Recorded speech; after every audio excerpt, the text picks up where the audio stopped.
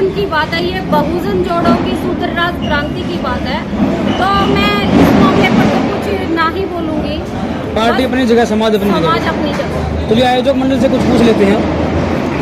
आयोजक मंडल से वो जानना चाहते हैं कि 22 जिलों के अंदर आपका काम युद्ध स्तर पर जारी है, उसके साथ में ये खास बात यह भी है कि आज 15 दिन बच चुके हैं, 15वें दिन आपकी रैली होगी, और उसके साथ में ही खास बात इसके अंदर अगर सबसे पहले हम लोग ये देख लें कि आप अभी तक कितने संगठनों से मिल चुके हैं, कितनी मीटिंगें कर चुके हैं और कितने जिलों में काम चल रहा है अभी तक।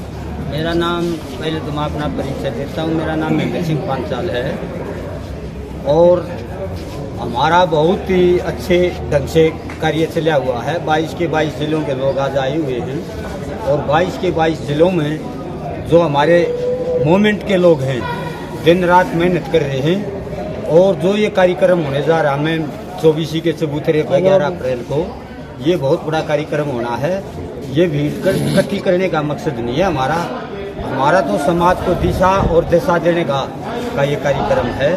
जो समाज दिशाहीन था उसको सही दिशा देने के लिए मामू मेश्राम जी 11 अप्रैल को यहाँ आ रहे हैं और ये बहुत बड़ा कार्यक्रम होने जा रहा है।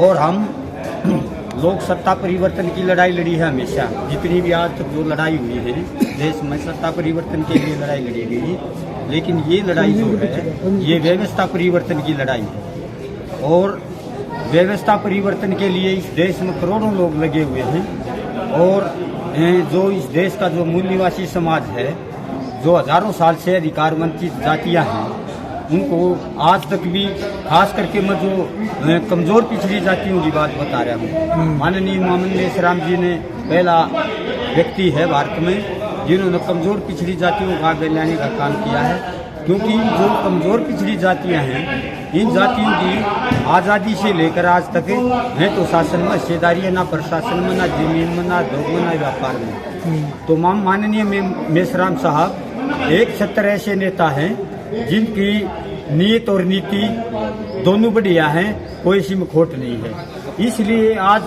जो खासकर कमजोर पिछड़ी जातियां हैं माननीय मामू मेश्राम जी को नेता मान चुकी हैं और हम मामू मेश्राम का जहाँ पसीना पड़ेगा वहाँ खून बहाने का काम करेंगे। और जो लोग हमारे को धमकी दे रहे हैं बार बार, भाई कोई फरसे दिखा रहा है और कोई किसी किस्म की बात कर रहा है, वो आदमी भूल के भी ना जाए। यहाँ 5 किलोमीटर दूर से देखे प्रोग्राम ने जा किसी किस्म की कोई भी किसी किस्म की हरकत की, उसके आने के बाद किसी किस्म की भी कोई भी किसी प्रकार की हरकत की तो इसके गंभीर परिणाम होंगे। इसका प्रशासन भी जिम्मेवार है, शासन भी जिम्मेवार है। हम संविधान हमारे बाप दादाओं ने लिखा है, नहीं कि ब्राह्मणों के बाप दादाओं ने। हम संविधान को मानने वाले लोग हैं और संविधान की मर्यादा में रहकर हम कार्यक्रम करेंगे और अनुशासन में कार्यक्रम करेंगे। और जहाँ फिर भी हमारे को किसी प्रकार की कोई बात आई तो यहाँ फिर या तो शासन के लोग जाने या प्रशासन के लोग, हम पीछे हटने वाले नहीं यहाँ, क्योंकि हमारे महापुरुषों ने बहुत लड़ाई लड़ी है। जो महाराष्ट्र के अंदर भीमा कोरेगांव हुआ था, 500 हमारे लोगों ने 28,000 पेशवाओं का कत्ल कर दिया था। ऐसा ना हो, सरकार कदे ये न्यूज सोचते हो भाई सरकार हमारी बदौलत बनी हुई है या इनकी इतनी औकात नहीं है ब्राह्मणों की गांव में पंच बन जाए सरपंच, तो बहुत बड़ी बात है। जो यहाँ का जो लोकसभा का सांसद हो भी ब्राह्मण है, कदे कोई किसी किस्म का षड्यंत्र रचा गए और सरकार भी है मनुवादियों की है, ये ब्राह्मणों की सरकार। हमारे से धोखा हो गया। खासकर 2014 में हमने गलत फैसला ले लिया, कांग्रेस के कुकर्मों का कारण है जो भारतीय जनता पार्टी आज पूरे देश में आई। कांग्रेस भी साहब कांशीराम गलत नहीं कहा कर दे, ठीक कहा कर दे। कांग्रेस सांपनाथ है, भारतीय जनता पार्टी नागनाथ है। तो इनका सकोला का जोड़ा है और ये हजारों साल से हमारे को परेशान कर रहे हैं, हमारे लोगों को डंक मारे हैं। जब भी हमारा नेतृत्व ऊपर उठता है उनके कत्ल करा दिए जाते हैं, लेकिन हम मामू मेश्राम को किसी भी सूरत में खोना नहीं चाहते। एक ही नेता हाथ सारे देश में मामू मेश्राम, जो इस देश के संविधान को और कानून को बचा रहा है। और हमने 6 अक्टूबर को वहाँ नागपुर के अंदर 4.5 लाख लोगों का मोर्चा लेकर गए थे। और कभी ये ना हो जाए देश में माड़ी भी हलचल होगी किसी किस्म की, इस देश की जो सरकार है मौजूदा, या मनुवादी सरकार है, ये साम दाम दंड भेद सारी नीति लड़ा रही है। अब हम चुनाव जो प्रचार जो कर रहे हैं रैली के लिए, हर घर में खास करके मोस्ट बैकवर्ड की जातियों में हर घर में ब्राह्मण बैठा है, ताकि जिन लोगों ने बका शकागन रैली तक नहीं पहुंचने जाए, लेकिन ब्राह्मणों के मसूदे कभी भी पास नहीं हो सकते, फेल ही हो सके। इस रैली के जो बड़े जो 5 मुद्दे हैं उनके अंदर से अगर हम लोग उनकी चर्चा करेंगे तो सबसे पहले मुद्दा कौन सा रखेंगे आप? सबसे पहले तो हमारा जाति आधारित जनगणना का, दूसरा ईवीएम हटाओ देश बचाओ, बीजेपी बचाओ देश बचाओ, हमारा पहला मुद्दा यूँ है। दूसरा हमारा जो कौशल रोजगार योजना है, 1,20,000 नौकरी इस महीने में लगनी है, उसमें ना तो शेड्यूल कास्ट का कोटा है, 35,000 कोटा बनता है, ना बैकवर्ड का कोटा 40,000 बनता है।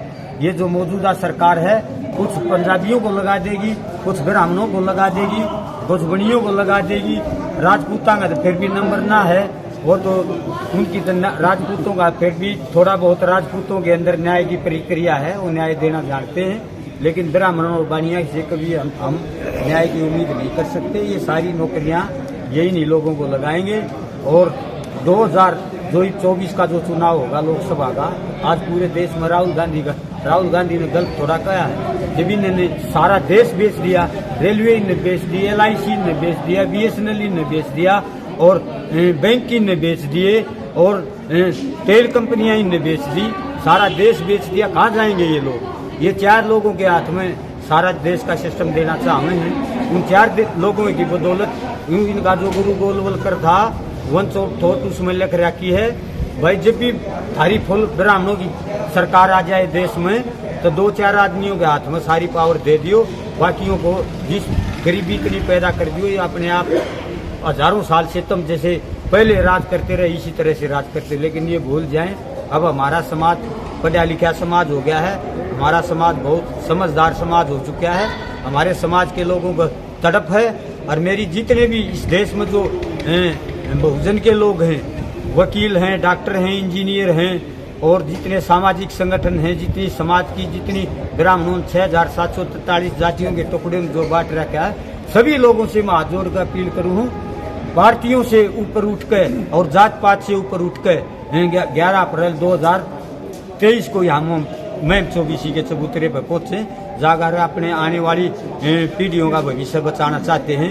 नहीं तो भारतीय जनता पार्टी दोबारा जब सत्ता में आएगी तो इस जो हमारे दादा परदादाओं के हालात थे, भाई हमारे को धन संपत्ति रखने का अधिकार नहीं था, पढ़ने का अधिकार नहीं था, सुनने का अधिकार नहीं था, बोले तो उसकी जुबान काट दी जाती थी, और हमारी बहन बेटियों को सतन ढकने का भी अधिकार नहीं था। इन ब्राह्मणों के ऐसे कारनामे हैं, जीत ऐसा करे, लेकिन ये देश लोकतंत्र है, संविधान से चला है, जहाँ यहाँ लोकतंत्र नहीं होता तो न्यू नहीं पता कितना खून खराबा हो जाता। हमारे साथ ऐसे ऐसे अन्याय इन लोगों को। आपका बड़ा मुद्दा ईवीएम का है। हाँ, ईवीएम हटाओ देश बचाओ। ईवीएम के ऊपर अभी 2 दिन पहले जो विपक्ष है उसने प्रेस कॉन्फ्रेंस की है, वह मुद्दा आपका होगा या फिर उनका, वो आपके दूर चुरा ले जाएंगे? वो मुद्दा मामन मेश्राम जी का मुद्दा है, किसी ने आज तक वो मुद्दा उठाया नहीं। माननीय मामन मेश्राम जी ने उस मुद्दे को उठाया है और मामन मेश्राम जी ही उस मुद्दे को खत्म करेंगे। सर, ईवीएम तोड़ने की बड़ी घोषणा हो चुकी है मामन तो मेश्राम ईवीएम तो हम भी तोड़ांगे। 2024 का जो लोकसभा का चुनाव होगा हम भी तोड़ांगे ईवीएम। ईवीएम तो हमारे बच्चों का काल है। ईवीएम से तो सारा देश बर्बाद कर दिया इन्हें। इनकी संख्या तो इतनी नहीं है, गाँव में मेंबर बना ले, ये बनाओ 400 लोकसभा के सांसद, तो ईवीएम की चलने वाली नहीं है। ईवीएम की बदौलत से ये इंदिरा गांधी लाई थी, ये जो आज सारे देश में खड़े खुद रहे कांग्रेस की बदौलत खुद रहे। इंदिरा गांधी लाई थी, इसने जब इंदिरा गांधी 77 में चुनाव हारी और फिर 80 में वहाँ अमेरिका गई थी, वहां से लाई थी, उसने पता था थारी इतनी संख्या नहीं, तुम देश के प्रधानमंत्री मुख्यमंत्री और पदा पर पहुंच जाओ, वही इसलिए लाई थी। ये भोला भाला समाज है, अनपढ़ समाज है, भगाकर राज करे जो लंबे समय। आज जो RSS को पाला तो कांग्रेस ने पाला, बीजेपी को पाला तो कांग्रेस ने पाला, उसका दंड राहुल गांधी भुगत रहा है। राहुल गांधी ऐसे अच्छा इंसान है, बढ़िया इंसान है, हम उसको गलत नहीं बता सकते, क्यों हमारा एक बार वास्ता पड़ा, हमने वहाँ दिल्ली जंतर मंतर पर हमारा संवैधानिक दर्जे के लिए, पिछड़े के लिए कर्मी लेयर के लिए आर्मी नियोद्धा स्कूलों में ओबीसी के बच्चों का कोटा नहीं था, उसके लिए हमने धरना लगाया था और कोई किसी मंत्री का लड़का मार दिया था। जब वो वहाँ आया था उसकी पैरवी के लिए हमने उससे सारी बातचीत करी थी। राहुल गांधी अच्छा आदमी है और उस पैटर्न पर थोड़ा बहुत राहुल गांधी काम भी कर रहा है। जो हमने उसको फार्मूला बताया था उस फार्मूले पर काम भी कर रहा है। राहुल गांधी गलत आदमी नहीं है, लेकिन उसके पुरखे गलत हो सकते हैं। राहुल गांधी लेकिन इतना गलत आदमी नहीं है। ये उसने जो दुनियादारी घूम कर देखा है उसने पता भी चल गया भाई ब्राह्मणों से अकेला से तारा कुछ होने वाला नहीं है। ओबीसी के ऊपर राहुल का कभी कोई बयान क्यों नहीं आता? वो बयान तो ये दे ही नहीं ना दे जब तक खत्म हो गए ना दे जब तक खत्म हो गए। ये तो ओबीसी के लोगों की बदौलत इस देश में शेड्यूल कास्ट बैकवर्ड क्लास का ही वोट कांग्रेस का होता था। शेड्यूल कास्ट के लोग पहले साहब काशीराम ने खींच लिए हैं, ओबीसी के लोग अति पिछड़े वर्ग के लोगों ने मामन मेश्राम खींचने लग रहे हैं। कांग्रेस का पतन जारी है। आप मानते हैं कि जो ओबीसी की जातीय आधारित जनगणना के साथ में अधिकारों का हनन जो है वह कांग्रेस को ले बैठा? हाँ, कांग्रेस को ले बैठा है। कांग्रेस ने कराया अधिकारों का हनन ना तो 1900 संविधान तो बाबा साहब ने संविधान की धारा 340 15/4 16/4 388/10 धारा संविधान में लिख रखी है।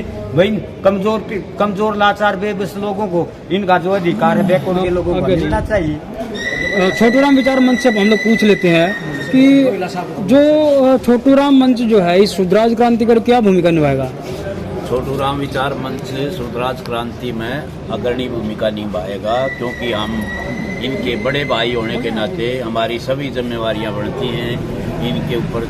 और जो हमारे ऊपर भी अत्याचार हुए हैं लोगों को जागरूक करने के लिए, और हम आप जो पिछड़े बोलते थे ना, पिछड़े नहीं हैं, हम बिछड़े हुए हैं।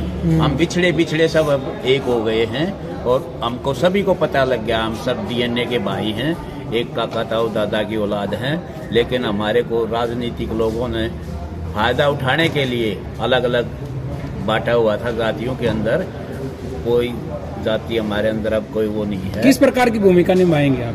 हम बड़ी भूमिका यही निभाएंगे। हमारे जो भाई हमारे कहेंगे उससे बढ़ चढ़ कर हम उसका इसके अंदर भाग लेंगे और जो हमारी जिम्मेवारी लगाएंगे हम उस पर अपनी पे जिम्मेवारी पर। आज जो ये 24 के चौतरे पे दीपक लगाया है, आप यहाँ पर पहुँचे हैं और इसमें जो दीपक आज के ही दिन क्यों लगा, इसका क्या कारण है?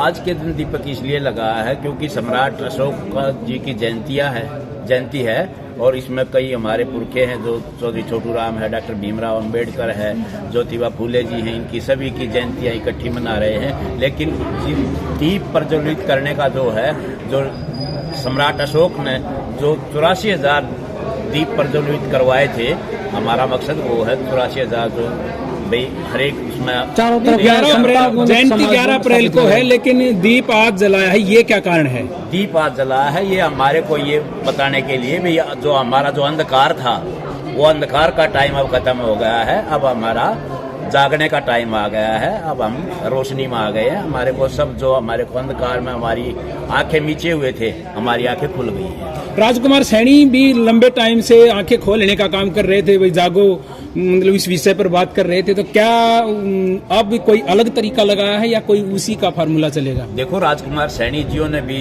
अच्छा काम किया था, लेकिन उसका ब्राह्मणवादी मीडिया ने तोड़ मरोड़ करके हमारे समाज के अंदर आपस में झगड़ा करवाने का काम किया है। लेकिन राजकुमार सैनी जियों की कोई ऐसी मंशा नहीं थी। ये सभी की सभी ब्राह्मणवादी आदमियों की चाल थी और कैसे ये समाज आपस में बटे, तो मीडिया ने गलत प्रचार करके हमारा जो जातियों के अंदर आपस में दूर डाला है, अब वो नहीं रहा है। मनमुटाव जो था जिन्होंने लोगों ने हमारे अंदर करवाया था, राजकुमार सैनी ठीक है। कितनी जाटों की संख्या कितनी आने वाली है रैली में?